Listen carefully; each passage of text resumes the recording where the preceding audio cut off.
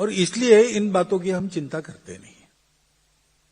ये जब लोगों के ध्यान में आता है, पहले तो खूब विरोध होता है, मारपीट भी होती है, गाली गलौज भी होती है, लेकिन जब ये ध्यान में आता है कि हमारे तरफ से तो भरपूर हुआ लेकिन इन्होंने कुछ लिया ही नहीं, तो फिर वो बात सुनते हैं।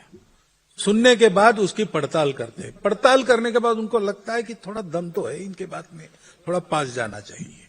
ऐसा करते करते वो हमारे बन जाते हैं। ये हमारी प्रक्रिया है। ऐसे ही हम सब जगह काम करते हैं। स्वयंसेवक मुसलमानों में कुछ तो कर रहे काम, वो ऐसे ही काम करते हैं। दूसरी श्रेणी है राष्ट्रीय परिदृश्य, अर्थात भारत नेशनल सिनारियो। इसमें 2 प्रश्न हैं।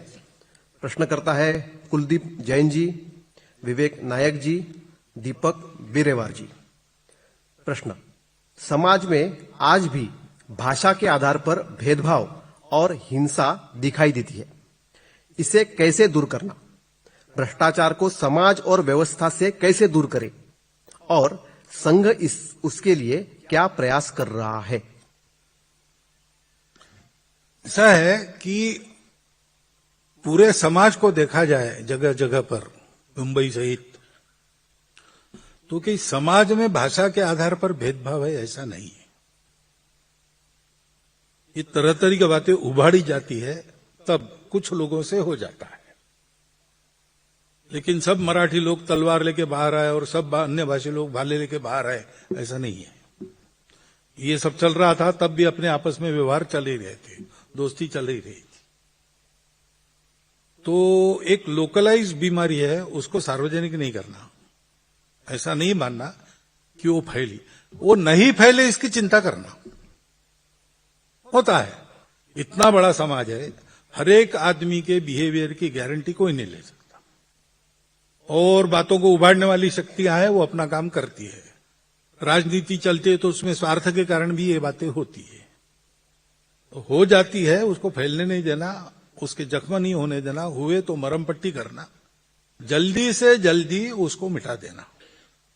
और बाकी समाज ने ध्यान में रखना कि ये बातें फैले नहीं, लोकलाइज रहे, जहां है वहां जिनकी है उनकी, उनके तक सीमित रहे, ये आम बात न बन जाए।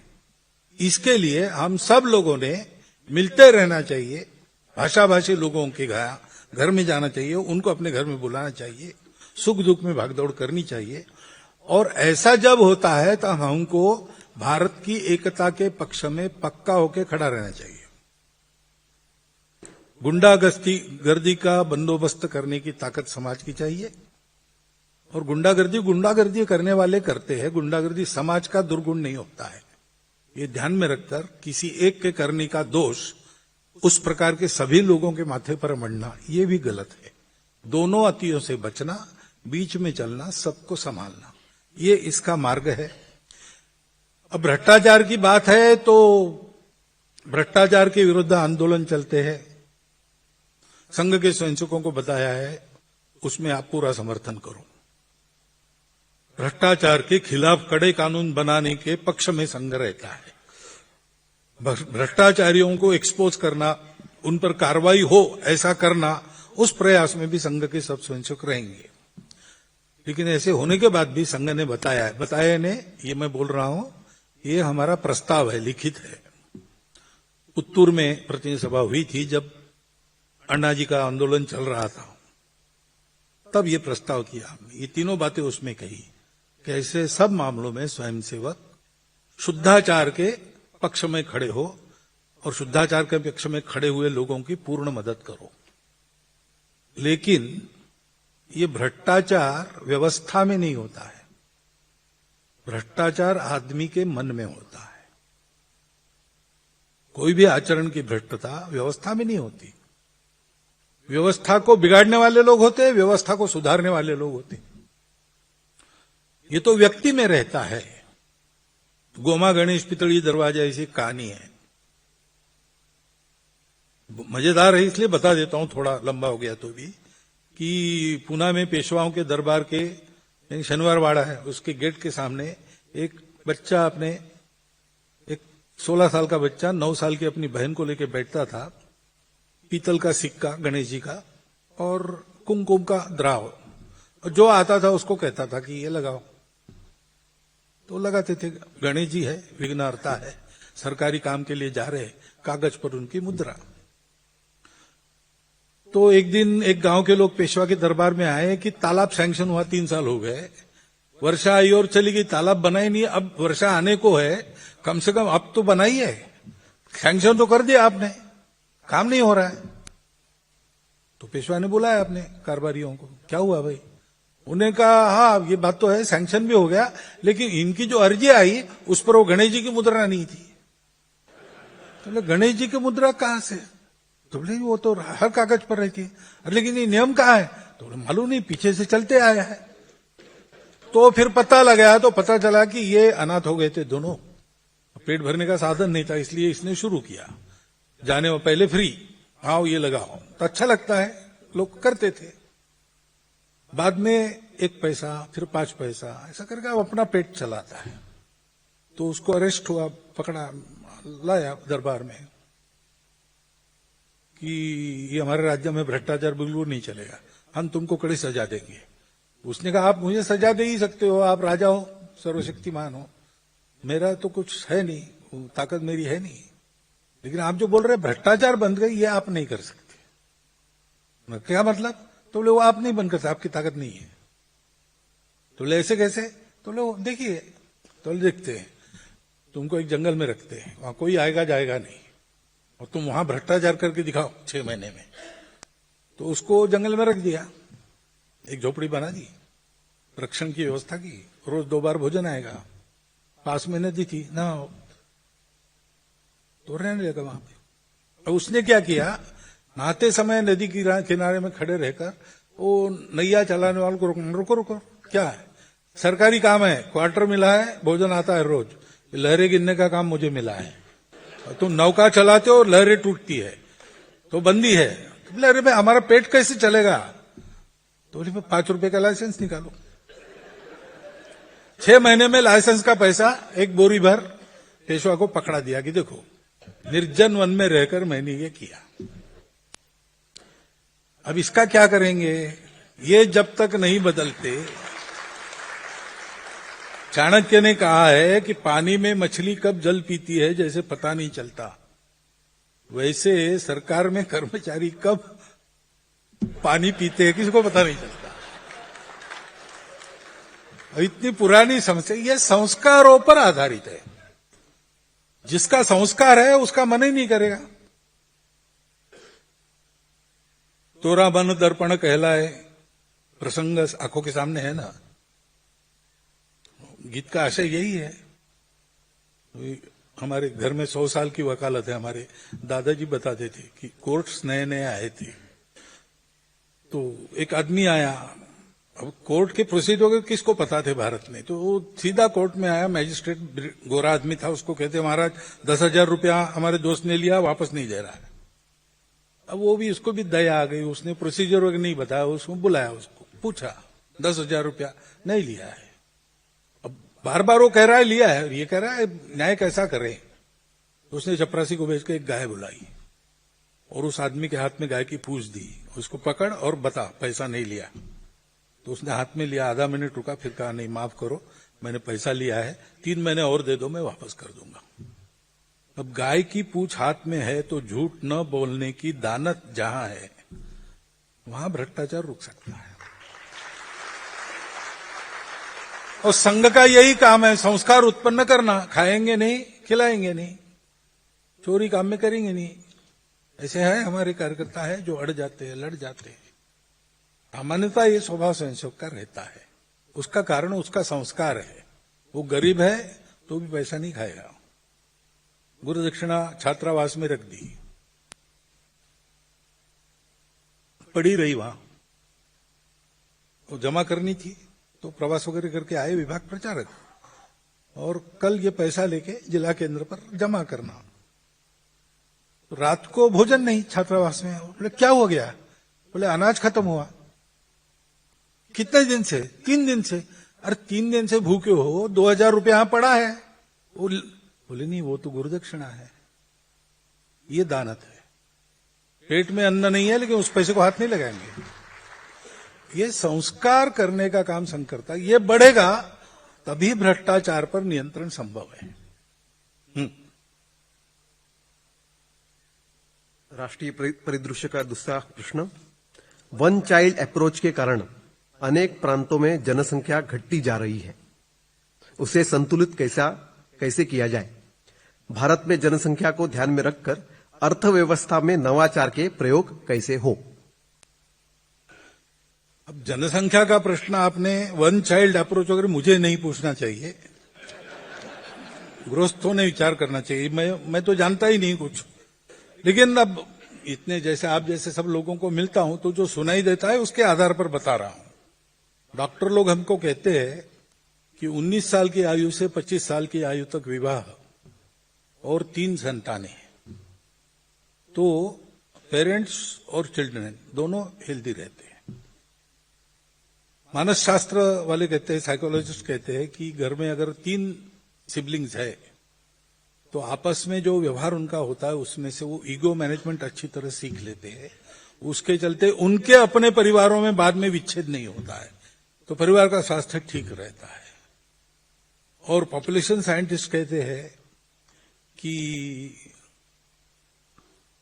3 से नीचे खतरा है और 2.3 से नीचे आप ढलान पर हो। अभी हम 2.1 के नीचे जा रहे हैं, बिहार वगैरह के कारण बचे हैं हम, अब थोड़े ऊपर है।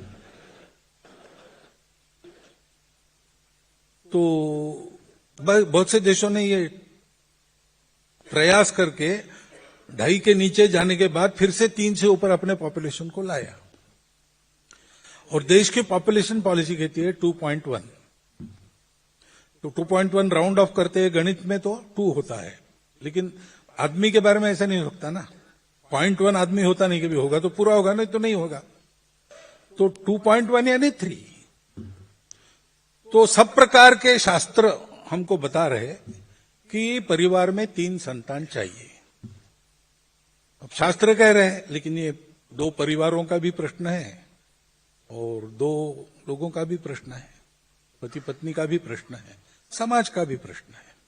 इसका ठीक से विचार करके कुछ करना चाहिए। परवरिश कैसे करेंगे वगैरह, ये प्रश्न बहुत ज्यादा संगत नहीं है, थोड़ी बहुत कठिनाई हो सकती है। लेकिन आप एक पुस्तक भी पढ़िए, कादम्बरी है ना, एक कथन है, आत्मकथन है और सत्य है। अमेरिका के एक टाइम मैनेजमेंट साइंटिस्ट थे, उनका अपना आत्मचरित्र। कॉलेज में उनका प्रेम हुआ, दोनों का विवाह हो गया। उन्होंने तय किया 12 बच्चे करेंगे, और किए, 12 संतान हो गए उनकी। सबको अच्छा पढ़ाया, बड़ा करा।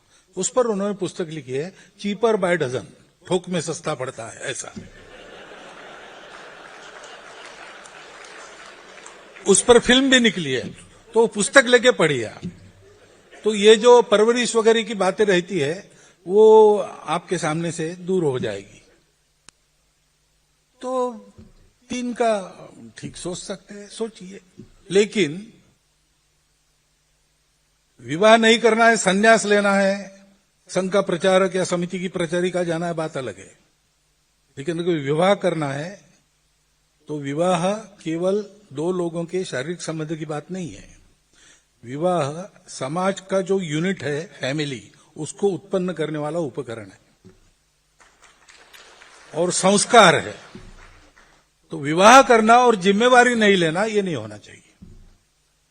विवाह करना चाहिए, जिम्मेदारी के साथ उसको निभाना चाहिए। दोनों ने अपने 7 जन्म की बात करते हैं, वो परस्पर का रिश्ता निभाने की बात है। परिवार में क्या रहना चाहिए, कैसा रहना चाहिए, इसका है, वो गृहस्थाश्रम निभाने की बात है। और सामाजिक कर्तव्य निभाने की बात नहीं, ये बात आती है। परंतु संतुलन के, असंतुलन के और 2 कारण हैं। और ये जो बर्थ रेट वाली बात है वो आखिरी है, तीसरा है। पहला है कन्वर्शन। तो हमारे यहां तो मत स्वातंत्र्य है, आपका भगवान आप चुन सकते हैं, और आप खुद चुनते हो तो उस पर कोई हाथ नहीं उठा सकता, ऑब्जेक्शन नहीं ले सकता। रेवरेंड नारायण वामन टिळक थे, कोकणस्थ ब्राह्मण थे, लेकिन उनको लगा कि ईसा मसीह का रास्ता मेरे लिए ठीक है, तो वो ईसाई बन गए। उनके पत्नी को लगा नहीं तो वो हिंदू रह गई। उनके पुत्र देवदत्त वो भी हिंदू ही थे। परिवार में विच्छेद वगैरह नहीं हुआ, परिवार था ही। ये बात अलग है कि जब रेवरेंड नारायण वामन टिळक चर्च में तुकाराम महाराज के अभंग गाने लगे तब उनको बाहर कर दिया, वो बात अलग है। लेकिन वो ईसाई बने तो बन सकते हैं, तो कोई उसमें। वो एक प्रसिद्ध कवि थे, हम पाठ्य पुस्तकों में उनकी कविताएं याद करते थे। उनकी योग्यता है ही, वो आदरणीय भी है, सम्माननीय है और देशवासी के नाते हमारे प्रेम के विषय भी है। परंतु जोर जबरदस्ती या लालच दिखाकर या मजबूरी में फंसाकर अपनी झुंड बढ़ाने के लिए अपने झुंड में खींचना लोगों को, ये जो मतांतरण का प्रकार है वो पूर्णतः त्याज्य है, निषेधार्ह है। और घर वापसी उसका उत्तर है, वो होना चाहिए। ये बंद होना चाहिए, घर वापसी चालू होना चाहिए।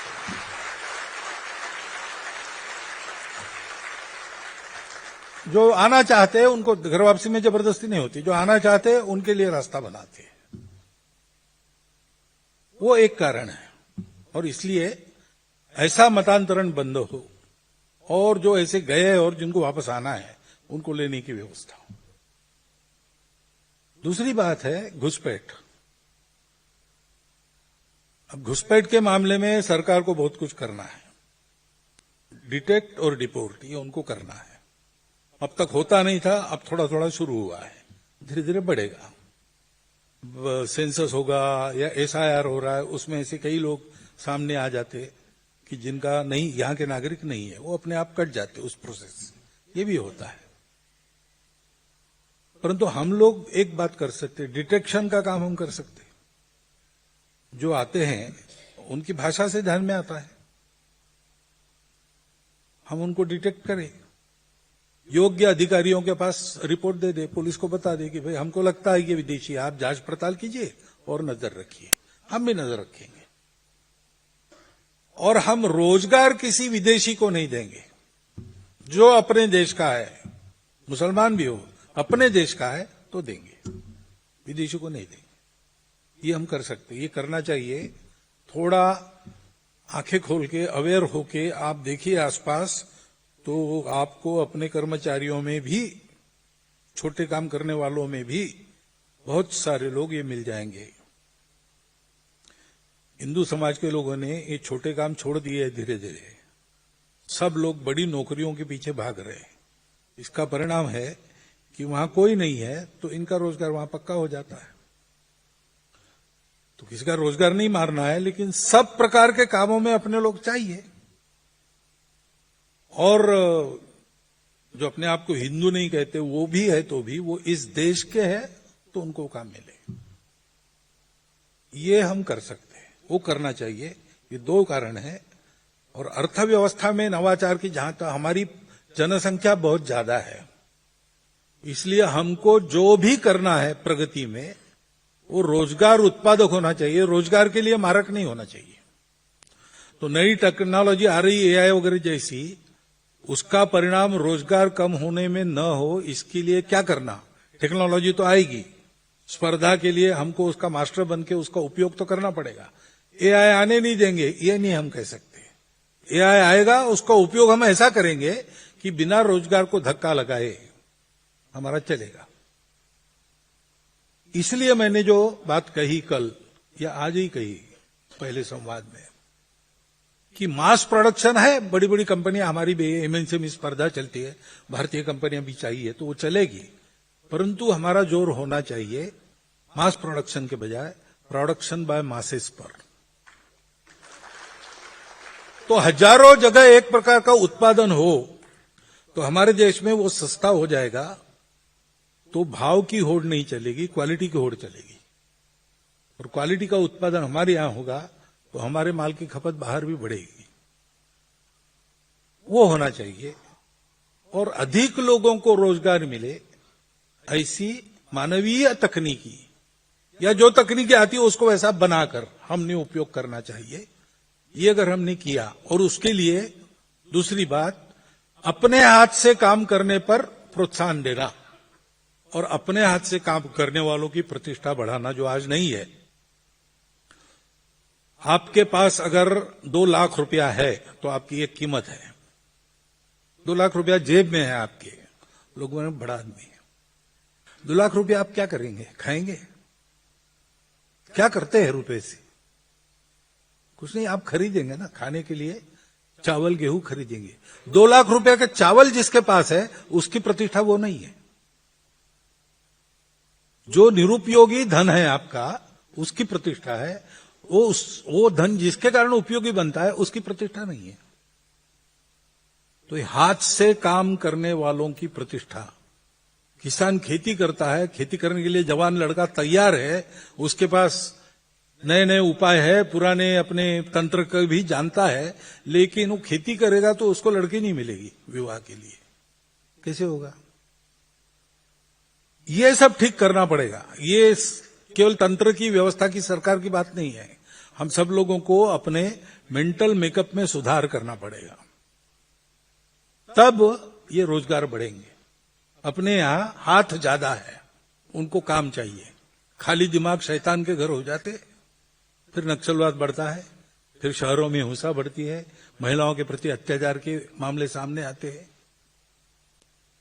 खाली हाथों को काम मिले, इस प्रकार का अर्थतंत्र अपना और इस प्रकार का मन अपना, हाथ से काम करने के वाले की प्रतिष्ठा। नौकरी के पीछे सब भाग रहे, ऐसा नहीं होने देना। ये सब हमको करना पड़ेगा, तब वो विकेंद्रित अर्थव्यवस्था अच्छी तरह से चल सके।